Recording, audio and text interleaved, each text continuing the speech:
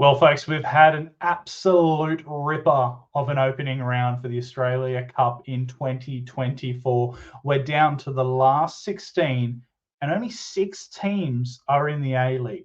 We had 3 cup sets. Man, it's really looking likely that we might see another NPL team make a final. In fact, we might actually see an NPL team win it all up. So hopefully that would be the magic of the cup.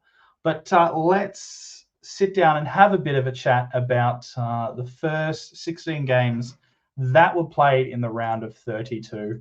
I can share them with you right here. Look at that. Fantastic. Sharing the screen with you. We'll get rid of that ad. But nothing to surprise. Well, nothing really to talk about from this one. Moreton City Excelsior beat Campbelltown City 5-1. And then on the same night, we had our first cup set, Oakley Cannons knocking off the reigning champions of the Australia Cup, Sydney FC, 3-1. That was, I didn't really expect this result. There might have been a cup set I might have expected, but I didn't expect it in this one. So massive upset there down at the home of the Matildas. I believe the facilities down at Jack Edwards Reserve, Oakley's usual ground. The lights weren't up to the standards. But that was our first big cup set. And it's always great to see a cup set. But I thought that was probably going to be the only one of the round. O'Connor Knights, they fared fairly well against Macarthur. Macarthur in the end getting up 2-1 in front of over 3,000 fans at Canberra. So fantastic thing to see. Hume City knocking off Darwin Hearts 6-0. Darwin Hearts, I think they only had it at 0 or 1-0 for a fair long while, but in the end, I think just the class, the NT teams, it's always great to see them represented at the national level, but they really do struggle. I don't think they've won a match yet in the Australia Cup. And on to the 31st of July last week, I really thought this one could have been a bit of an upset. Blacktown City been playing quite well in New South Wales NPL, and they took it to extra time. They really gave it to Adelaide United. Unfortunately, not a cup set there. My boys, the Wanderers, didn't look particularly impressive against Brisbane City, but a few early goals, Sapsford and Clare. And then Brisbane City got one back in the second half and made things a little bit awkward towards full time. But the Wanderers getting the job done. This one here, Rockdale, Illidan and Newcastle Jets. I really thought Rockdale could have got up in this one. And, of course, Rockdale have been dominating in New South Wales NPL. Alec Jurasevsky, he's been a house on fire like he has for the past few seasons now. But in the end, it was the Jets who got up. I think they scored the opener. Rockdale drew level. And in the end, Newcastle were able to get the winner. Oh, yeah, there's a few goal scorers there. So that, and then Perth Red Star, they lost to Lions FC. That concluded the first couple of days of the Australia Cup. And then, geez, we had a ripper of a game. Perth Glory beating Melbourne City 5-4. 4-4, I think, at the end of normal time. Then went to extra time. What an entertaining game. I don't know if you've seen that, but go back and check out the highlights.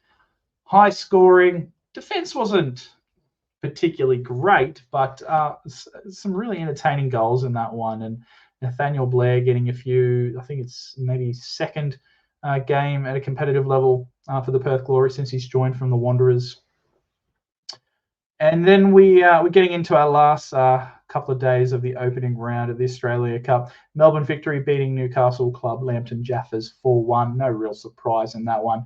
But this one, South Melbourne hosting Wellington Phoenix down at Lakeside Stadium. Over 4,000 fans at that game. A great turnout to watch South play. In case you didn't know, it's South Melbourne. They were the Oceania team of the century. I don't think anyone's really talked about that before. It's never really talked about actually at all. So fun little fact there. But it was Harrison Sawyer. He scored within the first 4 minutes of the game. And, he's up there as one of the best players in Australia that isn't playing in the A-League. And so great effort for him. Passed it into the back of net. Love a little bit of up goal. 1-0 winners over the Wellington Phoenix. Wellington Phoenix actually fielding quite a young side, bit of a reserve team, and I think the average age of the team was about 20. But I think Wellington's mindset or mentality going into the game was quite disappointing. They referred to this game as a bit of a preseason hit out, and it kind of shows because they fielded a young team. They didn't really take this match too seriously, even though the silver were on the line. So a lot of questions came from that I've had for a long time. Should Wellington be allowed to play in the Australia Cup? Because, well, it's called the Australia Cup. And Wellington's in New Zealand. And I have the same case for Auckland FC moving forward. So it'll be interesting to see what happens in future editions, whether these New Zealand clubs continue to compete. But a fantastic result from South Melbourne, full-time winners of the NSL back in the day. And they're the form team down in Victoria, probably one of the form teams in any NPL comp across the country. So that was our second cup set. And I guess compared to the other one, yeah, I know Wellington finished second in the regular season, but still for Oakley to knock off Sydney FC, reigning Australia Cup champions, South Melbourne knocking off Wellington, both were fantastic results, and for Victorian clubs as well. So Victorian clubs in the NPL are really performing in the Australia Cup this year. Melbourne Serbia beat Modbury Jets on penalties. Melbourne Serbia, I think they're in the third tier of Victorian football, so they're about the fourth level of Australian football overall. So their kind of fairy tale story continues, although I've read some comments that they might be paying their players quite a lot, so it might not be the fairy tale we all envisage. Olympic Kingsway, a rare little bit success for a WA team, an NPL WA team, knocking off Edgeworth Eagles from Newcastle 4-1. And this one probably Heidelberg beating the Mariners 4-1. Is that another case of, is that the biggest cup set ever in the competition? I mean, you think about the Mariners, they won 3 trophies last year. They won the Premier's Plate. They were the grand final winners, and they won the AFC Cup. They won a treble.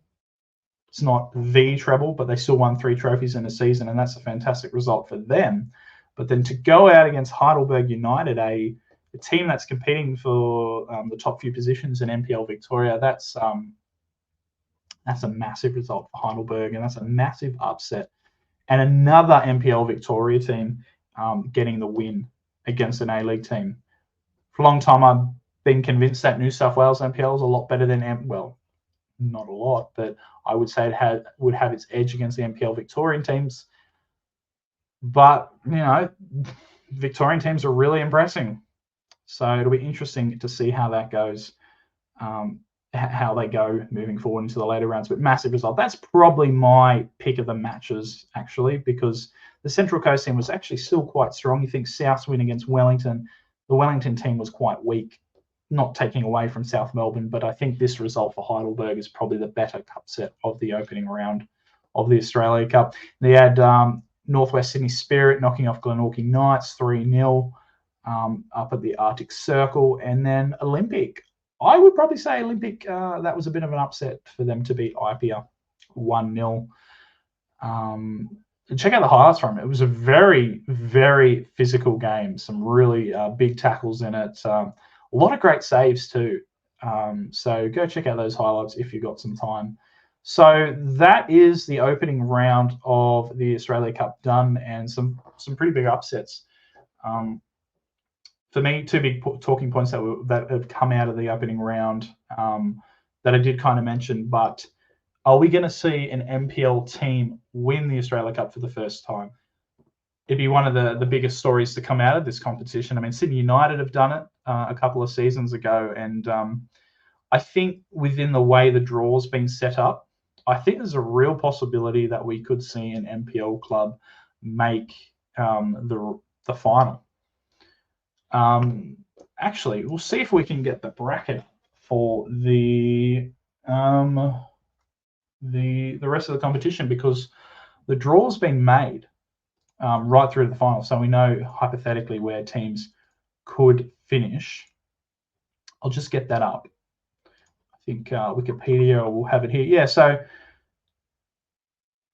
yeah, that's like, we're definitely going to get an NPL team. So Hume, I mean, three teams here are Victorian. we're guaranteed an NPL team from this lot here that'll make the semi-finals. Oakley v Heidelberg. Geez, I reckon those two teams, they should fancy their chances against Newcastle and Macarthur. If Oakley or Heidelberg can knock off either Newcastle or Macarthur, we're guaranteed an NPL team in the final. So this is a massive opportunity for these clubs to make it to the final and potentially qualify for Asian football. Obviously, this side's probably the stronger side because you've got 4 A-League teams. Yeah, listen, I think Melbourne Victory is probably suited to make a real good run to the final here.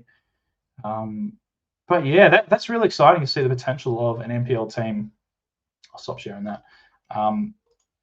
Really exciting to see the potential of an NPL club making the final once again. I think it's going to happen again.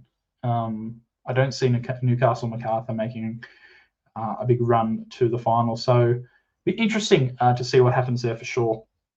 The other big talking point, like I mentioned before, is the whole debate about whether New Zealand teams should be allowed to be in the Australia Cup. I've actually been quite surprised that Wellington's been allowed to compete in the Australia Cup at all since it started back in, I think, 2014.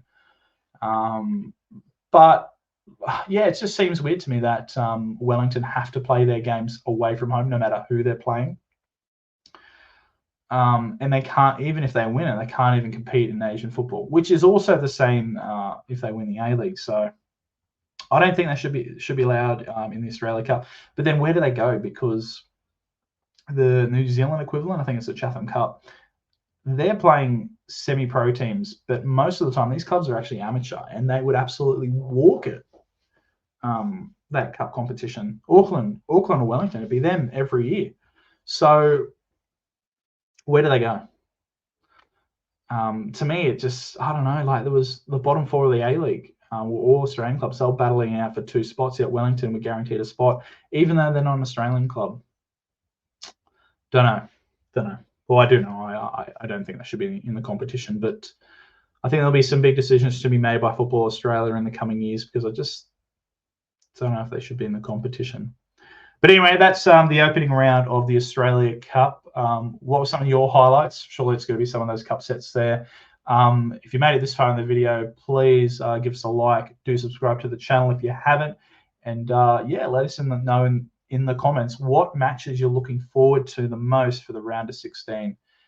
Are you going to get to any games? I probably won't be able to get to any games. Wanderers drawn away in Queensland once again, so probably won't be happening. In fact, they're away to the final. So